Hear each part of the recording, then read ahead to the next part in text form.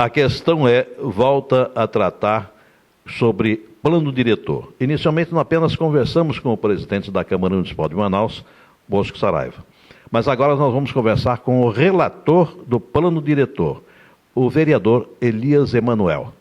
Tudo bem? Tudo bem, Heron. Eu estou muito feliz de ter tido o meu nome lembrado por você e é super importante a gente estar aqui para discutir essa matéria tão palpitante e importante da cidade de Manaus, que é o plano diretor. Mas antes do plano diretor, vamos conversar sobre um pequeno assunto que foi, essa semana, correu desesperadamente por todos os meios de comunicação, o desastre que foi a criação dessa lei que fraciona o estacionamento nos locais que são os estacionamentos pagos. Eu tive, por exemplo, uma experiência ruim na segunda-feira, estive no Manauara e lá eu fiquei 1h30. Antigamente eu pagava R$ 5,00 por 3 horas. Acabei pagando R$ 6,00 por 1h30. O que é que o senhor tem a nos dizer sobre essa nova lei? Primeiro que desde a confusão não fui mais aos shoppings, porque eu não me permiti ser assaltado por quem explora os estacionamentos na cidade de Manaus. Eu, assim como você, já viajamos para várias cidades, inclusive para o exterior. Isso é uma coisa típica só do Brasil, onde você vai ao shopping e ainda tem que pagar o estacionamento. Nos Estados Unidos, se não há estacionamento, não tem negócio. Exatamente. Agora, além disso, eu entendo que a lei, o espírito da lei era benéfico para a cidade de Manaus, porque a tese principal era, você vai para o shopping, tem 30 minutos de gratuidade inicial, e depois, quando você completava o período de 3 horas, você pagava R$ 5,00. O legislador, quando pensou a lei, ele pensou justamente no fracionamento da lei. Ou seja, você ficando 1 hora, em tese, já que 3 horas custariam R$ 5,00, 1 hora, R$ 1,66. E depois essa cobrança iria se fracionando a cada 15 minutos. Mas a voracidade, a selvageria do capital, de quem domina e explora os estacionamentos em Manaus, descobriu, não sei de onde, eu queria saber, Heron, qual foi o índice que quem explora estacionamento de shopping em Manaus encontrou para um aumento que foi de R$ 1,66 a hora para R$ 6,00. O espírito da lei é benéfico, o espírito da lei é para ajudar o consumidor. Agora, o dono da permissão que explora o estacionamento... Mas aconteceu em toda a cidade isso, né? Pois é, eu acredito, não foi só no estacionamento dos shoppings. O centro da cidade também se deixou dominar por essa taxa dos R$ 6,00. E eu não consigo entender de onde veio isso. Foi do IPC? Qual foi? Houve uma variação na taxa de inflação de domingo para segunda? Inexplicavelmente. Agora, a Câmara não pode retroceder na lei, e nem o prefeito Arthur Neto. Nós ficaríamos numa condição de humilhação. O Ministério Público não pode entrar numa ação dessa? O Ministério Público é o guardião da lei. O Ministério Público tem que exigir de quem cobra essa taxa aviltante qual é o argumento para este aumento exagerado. Onde você foi se amparar para conseguir fazer isso? Tenha santa paciência. A gente não pode permitir que o bolso da população seja sacado da forma que está sendo. Tá bom, então agora já colocamos a nossa situação, o nosso desespero, a nossa opinião para fora. Vamos falar sobre o plano diretor, que esse foi o objetivo, você foi convidado para isso. Estou à vontade. O plano diretor, vocês vão começar a fazer as audiências públicas a partir de amanhã? A partir de amanhã. Amanhã nós teremos uma audiência pública setorial. Este plano diretor, que chega à Câmara depois de quase 6 anos de discussão pela Prefeitura de Manaus, ele traz ainda uma previsão para que daqui, no máximo 2 anos, a Prefeitura apresente um plano de mobilidade urbana.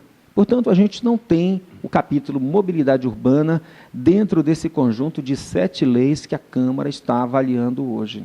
Aí você vai dizer, mas está muito atrasado, Elias, porque em Curitiba esse plano já até caducou, vamos dizer assim, porque existe há muito tempo. Mas, por exemplo, Heron, São Paulo, nesse exato momento, está revisando o seu plano diretor, revisando apenas a lei plano diretor, que é a lei macro. Aqui nós temos o plano diretor, temos o Código de Obras, o parcelamento do solo, nós temos o Código de Postura, a lei das áreas de especial interesse social, a lei do perímetro urbano, a lei do uso do solo, tudo isso não está sendo discutido lá em São Paulo. E a Câmara Municipal de Manaus está discutindo.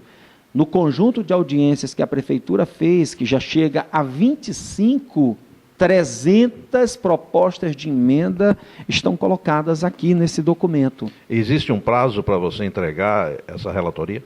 Existe, porque o Estatuto das Cidades prevê que todo o plano diretor deve ser revisto no prazo mínimo de 5 anos e no máximo de 10 anos.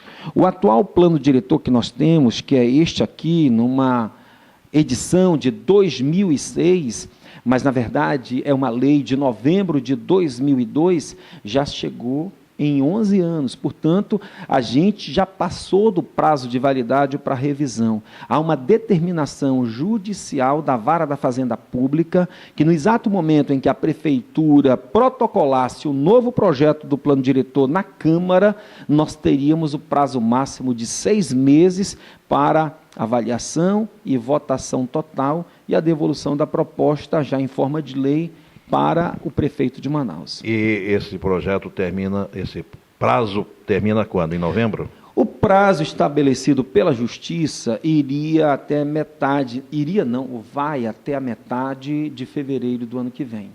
Mas nós temos a determinação na Câmara de encerrar a votação desse plano diretor até, no máximo, a última sessão legislativa do ano de 2013. Devolver ao prefeito para que ele tenha a possibilidade de sancionar antes da virada do ano. E essa audiência pública que ocorrerá agora amanhã, segunda-feira, ela vai ser específica ao quê? Essa de amanhã ela é específica para a mobilidade urbana. Nós vamos ouvir Detran, vamos ouvir o Manaus Trans, vamos ouvir quem trabalha com transporte coletivo, taxistas, todos que têm uma opinião a dar a respeito de mobilidade urbana. Olha, quem tiver alguma sugestão pode apresentar também. Pode apresentar amanhã. Heron, para você ver, o cara que pensou essa cidade chamada Manaus, lá no século passado, chamado Eduardo Ribeiro, no século XIX, por incrível que pareça, foi o único que fez um verdadeiro eixo na cidade, que é a Constantino Neri, que nasce praticamente ali na Epaminondas, na beira do rio, atravessa toda a zona central da zona centro-sul e chega até o norte com a Torquato Tapajós, indo para 174 e também para a M10. Nós não temos nenhum outro eixo com tamanha magnitude quanto a Constantino Neri e Torquato Tapajós. Se esse eixo fechar, a cidade aos poucos vai parando. E aí a gente precisa pensar a mobilidade urbana no sentido de termos grandes vias que possam fazer a ligação leste-oeste, norte-sul. Por exemplo, nós temos agora a Avenida das Torres, nasce bela, bonita na Cidade Nova, mas quando chega na Bola do Coroado, é um desastre. Não tem para onde sair. Não tem para onde sair. A Avenida Itaúba, que nasce lá no Jorge Teixeira, linda, enorme, uma caixa viária de mais de 40 metros. Quando entra na Cidade Nova, se apequena e desemboca na Max Teixeira. A Avenida do Turismo, que seria ali a continuação para chegar lá perto do Café Joelza. Ela vai bonita até a Avenida Santos Dumont, que é a Avenida do Aeroporto. Dali em diante, vira como se fosse um ramal. Então, essa cidade precisa ser pensada grande, no espírito de metrópole. Agora, a Djalma Batista estão fazendo uma reformulação da Djalma Batista para voltar, que seja trafegável até pelos pedestres, porque começaram a invadir as calçadas. E com isso há umas modificações. O que você acha a respeito dessa modificação, esse aumento de calçadas, do tamanho da calçada e o que ocupa essa calçada? Não tem que ser retirado o que ocupa a calçada? Na verdade, as pessoas aqui em Manaus padecem de um vício gravíssimo. Elas imaginam que a calçada é um item de embelezamento da fachada da sua casa, ou, quando isso não ocorre, é um prolongamento do negócio que você tem na sua propriedade. Isso é um grande equívoco. A calçada, ela é um bem público. A manutenção pertence a você, não é nem à prefeitura, mas a você, morador. Mas ela deve ser conservada para o transeunte, para você ter o direito de ir e vir. Em Manaus, a acessibilidade faz tempo que deixou de ser uma palavra prioritária para quem tem verdadeiramente dificuldade de mobilidade, ou seja, o cadeirante e até mesmo o velho que utiliza a bengala. Passou a ser preocupação de todos nós, porque quem é sã, quem consegue andar perfeitamente, não usufrui das calçadas. O plano diretor vai prever, está previsto que seja colocado em lei a manutenção das calçadas em perfeitas condições de uso, de tráfego pedestre e outras coisas necessárias mais para que o pedestre possa utilizá-las sem se machucar, sem ter nenhum problema de queda. Na verdade, o que a gente precisa, Heron, é que a população tenha consciência das suas obrigações também. Porque o plano diretor, ele não pode ser apenas uma carta de obrigações para o poder público.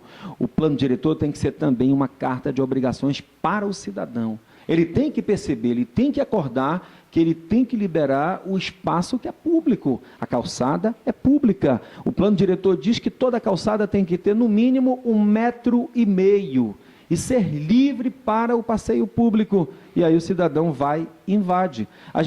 A coisa mais corriqueira que existe em Manaus é a calçada ser invadida por comércios, por exemplo. O camarada faz o lanche na calçada. Eu conheço ruas aqui no Japim, onde o camarada avançou, botou uma gaiola para vender botija de gás na calçada, e a lixeira dele, pasmem, está no asfalto, na rua.